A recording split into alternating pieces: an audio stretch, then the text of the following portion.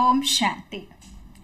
बाबा के बच्चों का प्रश्न है कि संगम युग को कमायु या संगम पर ही सारे कल्प के लिए कमाई करते हैं, ये किस तरह से कमाई का युग है। थोड़ा डिटेल में जाएंगे तो देखिए, संगम युग जमा करने का युग, अविनाशी और श्रेष्ठ खाता जमा करने का युग संगम युग। सारे कल्प में श्रेष्ठ खाता जमा करने का समय सिर्फ यही संगम युग है। छोटा सा युग, छोटा सा जीवन, लेकिन इस युग, इस जीवन की विशेषता है जो अभी जितना जमा करना चाहे वह कर सकते हैं। इस समय के श्रेष्ठ खाते के प्रमाण पूज्य पद भी पाते हो और फिर पूज्य जो पुजारी भी बनते हो। इस समय श्रेष्ठ कर्मों का, श्रेष्ठ नॉलेज, श्रेष्ठ संबंध का, श्रेष्ठ शक्तियों का, श्रेष्ठ गुणों का सब श्रेष्ठ खाते अभी जमा करते हो। जमा करने का अविनाशी खाता जो जन्म जन्म चलता रहे, वह अविनाशी खाते जमा करने का अभी समय है। इसलिए श्रेष्ठ समय को पुरुषोत्तम युग या धर्मायु युग कहा जाता है, परमात्मा अवतरण युग कहा जाता है, डायरेक्ट बाप द्वारा प्राप्त शक्तियों का युग कहा जाता है। इसी युग में ही बाप विधाता और वरदाता का पाठ बजाते हैं, इसलिए इस युग को वरदानी युग भी कहा जाता है।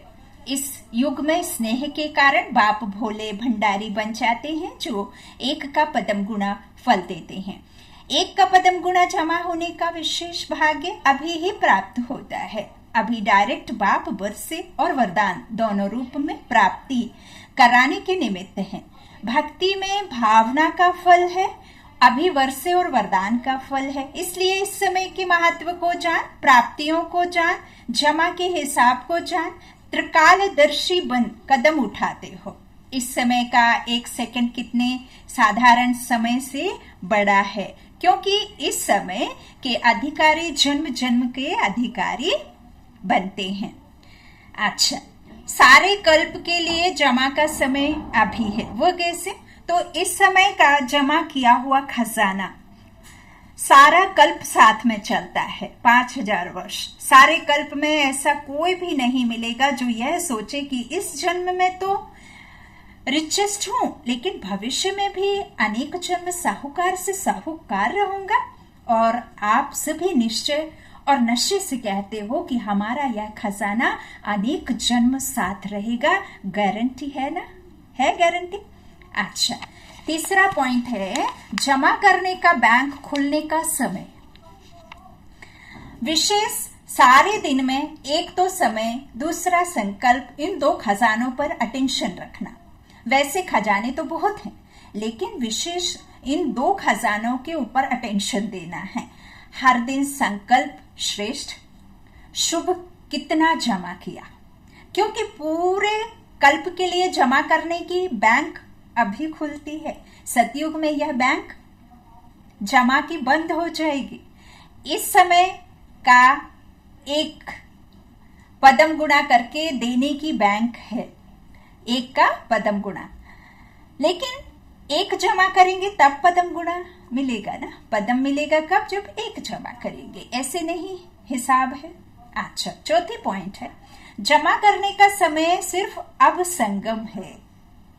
विश्व के बाप दादा अति प्यारे, अति मीठे बच्चों को यही इशारा देते हैं कि अभी अपने इस ब्राह्मण जीवन में अमृत वेले से लेकर रात तक बचत का खाता बढ़ाओ, जमा का खाता बढ़ाओ।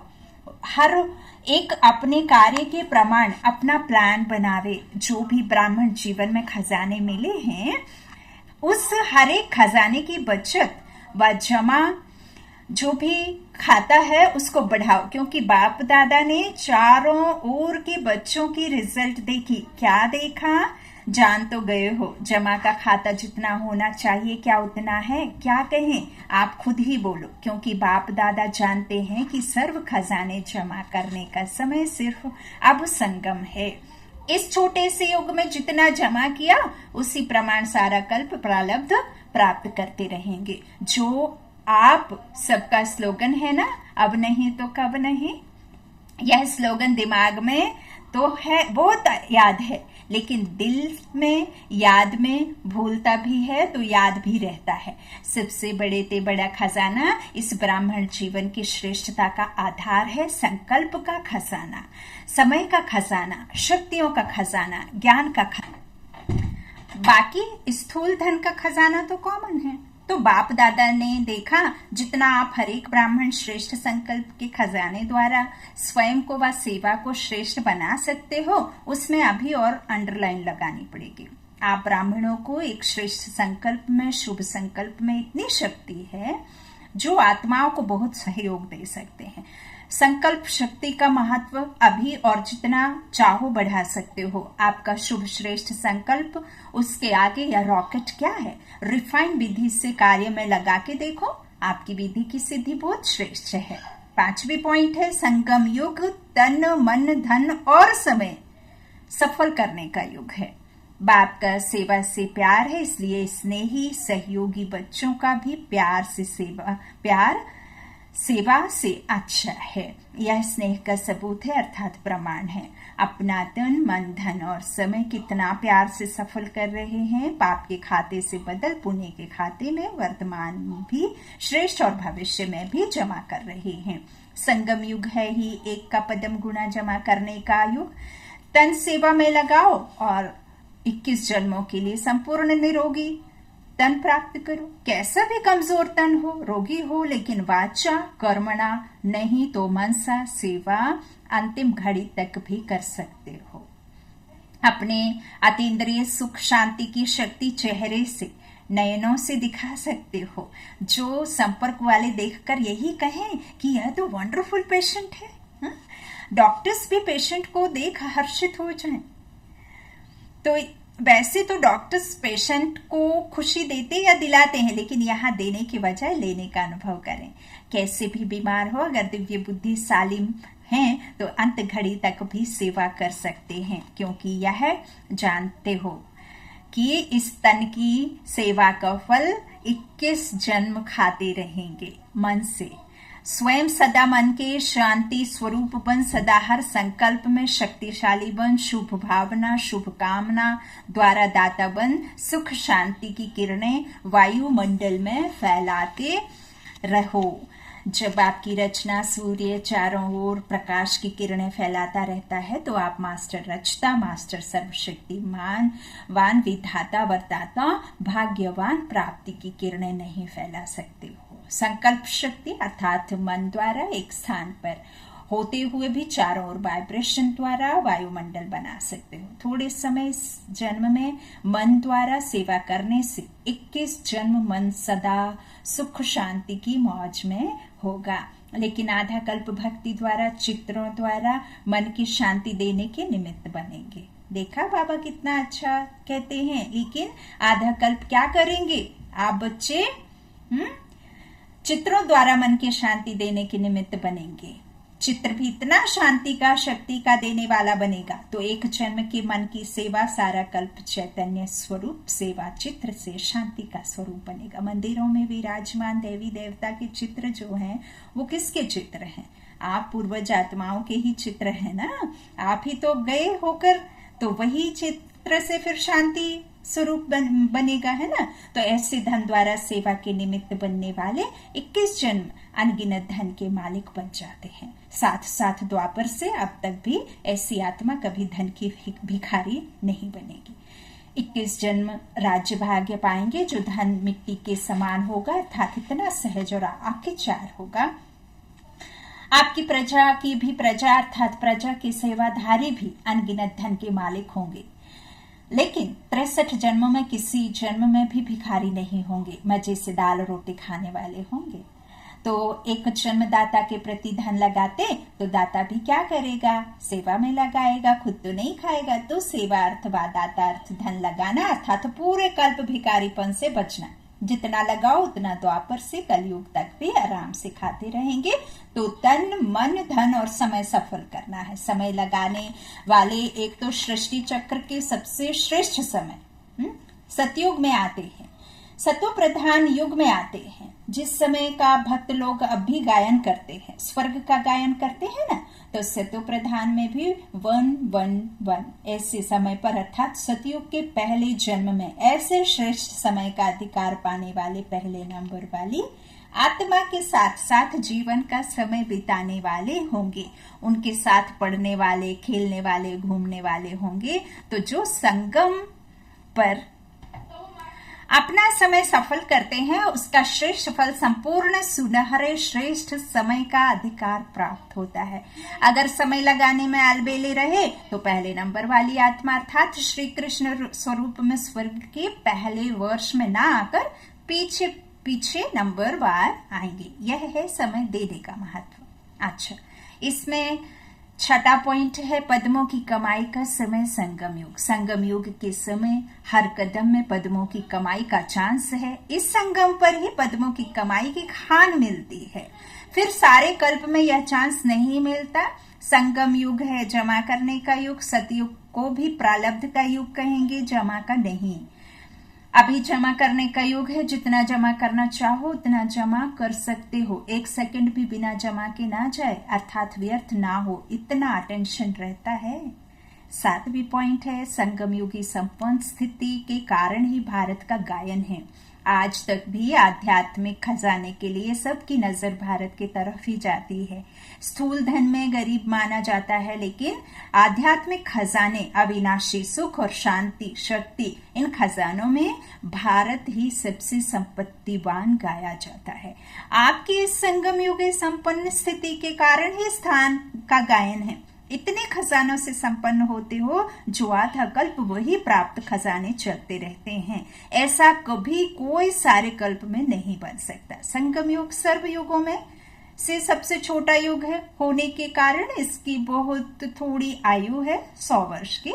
जितनी छोटी सी जीवन है, छोटा सा युग है, इतनी कमाई सब युगों से श्रेष्ठ है। सदा अपने खजानों को स्मृति में रखते हो। क्या क्या खजाने मिले हैं, किस द्वारा मिले हैं और कितने समय तक चलने वाले हैं। अच्छा, तो जो 8वीं पॉइंट है वो है बाप की प्रॉपर्टी को कमाई द्वारा बढ़ाते रहो। संगम युग पर वरदाता द्वारा ड्रामा अनुसार समय को वरदान मिला हुआ है। जो चाहे वह श्रेष्ठ भाग्यवान बन सकता है। ब्रह्म कुमार कुमारी बनना अर्थात जन्म से भाग्य ले ही आते हो। जन्मते ही भाग्य का सितारा सर्व के मस्तक पर चमकता हुआ है।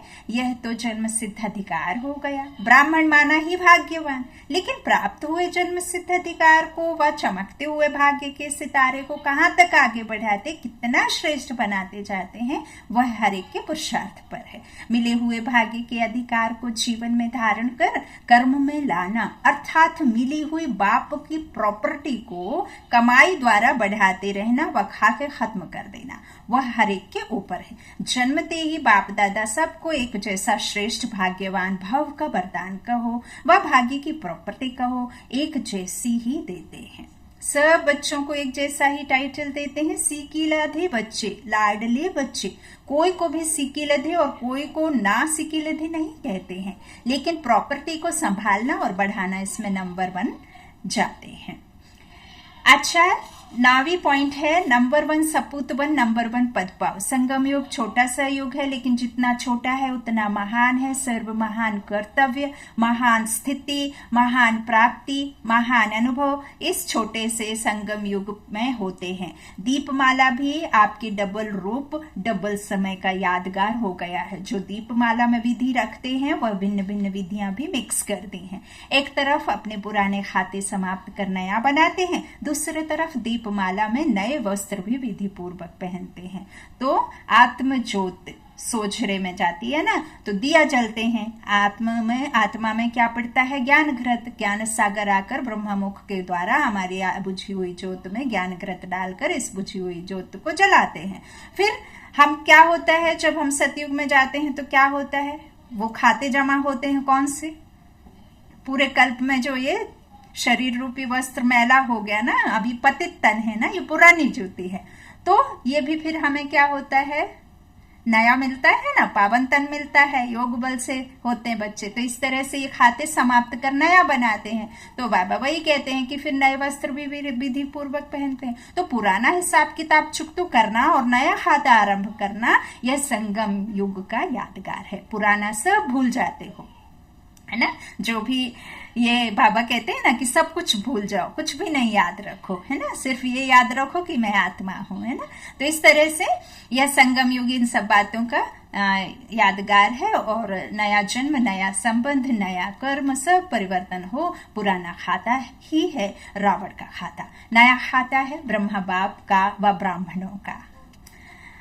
तो खाता अगर थोड़ा भी पुराना खाता रहा हुआ है तो वह रावण की अपनी चीज है, अपनी चीज को अधिकार से लेंगे, इसलिए माया रावण चक्र लगाती है। चीज ही नहीं होगी तो रावण आएगा भी नहीं। जैसे किसी का उधार कर्ज होता है तो क्या करते हैं, बार बार चक्र लगाते हैं ना, छोड़ेंगे नहीं है? कितना भी टालने की कोशिश करो लेकिन कर्जदार अपना कर्ज जरूर चुकाएगा। अगर कोई भी पुराने खाते में पुराना संस्कार अभी समाप्त नहीं किए हैं तो यह रावण का कर्जा है। इस कर्ज को मर्ज कहा जाता है। कहते हैं कर्ज जैसा कोई मर्ज नहीं, तो यह रावण का कर्ज है। पुराने संकल्प, संस्कार, स्वभाव, पुराने चाल चलन, यह कर्ज कमजोर बना देता है। कमजोरी ही मर्ज अर्थात बीमारी बन जाती है। इसलिए इस कर्ज को 1 सेकंड में दृढ़ संकल्प से समाप्त करो, इसको जलाओ। ब्रह्मा बाप को देखा, पुराना खाता खत्म किया, सबूत बन करके दिखाया, और इसलिए नंबर 1 सपूत बने और नंबर 1 पद की प्राप्ति की। तो फॉलो फर्दर, है ना।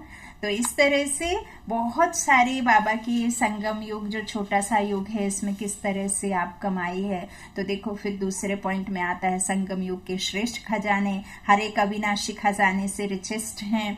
अविनाशी खजाने और उनसे प्राप्तियां क्या हैं। तो इस तरह से कितने सारे बाबा ने दिए हैं। समय का खजाना, संकल्प का खजाना, तो सर्व खजानों का कैसे आपको लेना है। श्रेष्ठ व कमजोर स्थिति का आधार है संकल्प। ब्राह्मण जीवन का खजाना संकल्प। समर्थ संकल्प का खजाना ज्ञान मुरली, समर्थी में लाता है ना ज्ञान मुरली बाबा का ज्ञान। फिर है श्रेष्ठ संकल्प से सिद्धि, बोल रूपी खजाना। व्यर्थ और डिस्टर्ब करने वाले बोल से मुक्त बनो। कम बोलो, धीरे बोलो, मीठा बोलो, अच्छा बोलो, है ना। बोल की इकोनॉमी करो, बोल की वैल्यू समझो। इतना सारा है आपका ये संगम युग पर परमात्मा हमें आकर के हमारे श्रेष्ठ कर्म बनवाते हैं, हमसे हमारे कर्मों को सुधरवाते हैं। कर्म का खजाना, ज्ञान का खजाना, दुआओं का खजाना, कितने खजाने हैं जो सिर्फ आप इस संगम युग पर ही कलेक्ट करते हो, इकट्ठे करते हो, है ना। तो शक्तियों का खजाना, यहाँ आकर परमात्मा हमें जो हमारी शक्तियां आत्मा से निकल गई हैं, खो गई हैं, सो गई हैं, उन शक्तियों को जगाने का रास्ता भी परमात्मा दिखाते हैं। सर्व शक्तियों का स्टॉक जमा करना। तो ये संगम युग देखो कितने सारे खजाने बाबा कहते हैं। इस तरह से एकाग्रता से सर्व शक्तियों की प्राप्ति है, कंसंट्रेट करना है, परमात्मा को याद करना है, सब कुछ भूल करके। सर्वश्रेष्ठ शक्ति परखने की शक्ति को तीव्र बनाओ। किस तरह से बनाना है, तो बहुत सारी पॉइंट्स हैं। सफलता का आधार परखने की शक्ति, निर्णय शक्ति बढ़ाने की कसौटी, ब्रह्मा बाबा, है ना। बाबा में कितना निश्चय था। परखने और निर्णय शक्ति का आधार है साइलेंस की शक्ति, साइलेंस की शक्ति की महानता। तो इस तरह से साइलेंस पावर जमा करने का आधार अंतर्मुखी और एकांतवासी स्थिति। अच्छा, तो इस तरह बहुत सारे जो हैं बाबा का ज्ञान तो इतना है कि आपको लगना सेकंड है, लेकिन यदि आप विस्तार में जाओ तो फिर आप सुनते रहो, है ना। तो फिर इस तरह से शांति की शक्ति का महत्व, ना जाने कितने सारे बाबा ने पॉइंट दिए। तन मन धन और संबंध की शक्ति। तो ये है तन मन धन और संबंध का श्रेष्ठ सौदा। इसके साथ में परमात्मा के साथ में सौदा करना है। पुराना हिसाब खत्म करके नया शुरू करने के लिए शक्तियों को जमा करना सीखो। कैसे करना है। सबसे बड़े से बड़ा खजाना कौन सा, खुशी का खजाना, उसको कैसे बरकरार रखना है। व्यर्थ और समर्थ में अंतर। व्यर्थ क्या है, समर्थ क्या है। अच्छा, तो इस तरह से बहुत सारे हैं। सर्व खजानों से संपन्नता की निशानियां, धारणाओं का खजाना बहुत सारे हैं, है ना। तो ये धर्मायु कमायु इस तरह से है कि संगम छोटा सा युग है लेकिन पूरे कल्प के लिए इकट्ठा करने का युग है। अच्छा, ओम शांति।